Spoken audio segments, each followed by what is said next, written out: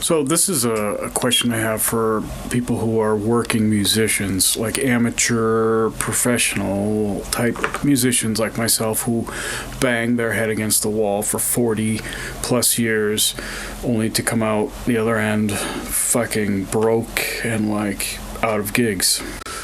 This isn't really a boo-hoo session on my part. This is more of a like open dialogue. Let's talk about this. Like, how are you getting gigs? Are you getting gigs? Are you finding like people want to hear original music or anything original? Or do you think they just want like to get the hits and the, things that they know? They have to hear something they know, otherwise they like walk away? Or are you finding that people are craving like different things? Because that's what I'm hoping we're going to get to, because I think everyone's getting burnt on the whole, cramming AI and wars and everything else down our throat. So maybe people are going to look for things that are more artistic or creative. If you hire a plumber who's got like 10 years of experience, you're doing pretty good. You're paying them lots of money. But for a musician who has like 40 years experience of music and who went to music school and who's played here and there and opened up for this and maybe not like made it big time there, but like, so my question would be like to musicians, are you booking gigs for the summertime? Have you booked them? How do you feel it's going to be, for the summer? If you live in a tourist area like I do, it's going to be Maine. We're playing in a tourist area for, this food truck thing, and it's going to be pretty cool. I'm assuming it's outdoors and it's with, my buddy. So like what could go wrong? But like, it's just going to be interesting to see how gigs happen going down the road. We're going to see a lot of these fucking breweries, the fucking places that have $15 beers. Oh, we make it ourselves. Okay, good. All right, well, okay, that's fine. That's whatever. But you want to pay me $50 to sing for 3 hours or play for 3 hours. Like, dude, math. Or playing at a bar, a sports bar, and then you're competing with 19 televisions all showing sports, and you fucking hate sports, Just going through some of my stuff to post, and I have one band that I've kind of ignored for so long, many years, because I wasn't sure if it was my kind of thing. A band called Shadowfax. February 21st, 1978, at Wise Foods Pub in Chicago.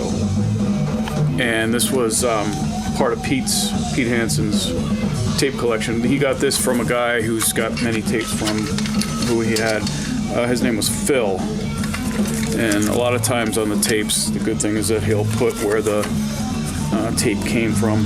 And this is an audience recording received July 11th, 1986 from Phil G. in Blackport, Illinois. It says B noise reduction. So yeah, these are interesting. Have to see. It looks like there's a filler of Alan Holdsworth from 78 on there too. It's not my, again, I'm not really a fusion-y, too much fusion-y. I like a lot of weird fusion-y stuff. This is pretty wild though, so I like wild. I like avant-garde type playing. It's a little bit organized. I like disorganized, but hey, I'll take it. It sounds great. So I'm going to try to post that and just go through the collection and keep going and see what I can find, and just let everybody know that I'm also posting a lot of my stuff, because fuck it. And I have a ton of my stuff, recordings from my duo over the last 25 years. I've been playing in a duo. So I've got some of that. I'm going to post some of that. I'm going to post high school band stuff. I'm just going to post a bunch of stuff, and it doesn't, again, it's all in good fun. It's all, I'm having fun, and I don't give a fuck. Shadowfax, 1978. But this is something that I never thought I'd see and now I see it and I have it. This is something that's just funny to me, just because I bought this at the dollar store on the reduce shelf, which means it was probably just $1, because the stuff in the dollar store is not $1. So on the reduced shelf, they just sell things for $1 at the dollar store and say that it's a bargain, but it's supposed to be $1. Not anymore. Anyway, back in the day, we'd see a lot of these when we would, I don't know, like do our marijuana things, and these were seeds, and you'd generally de-seed an album with a gatefold. You put the pod in there and you kind of separate the seeds from the... But we don't see seeds very much. I was in the cannabis industry, and if you saw a seed, that would be bad, especially if you were like cultivating or you were like processing the cannabis and like putting it into like eighths or whatever.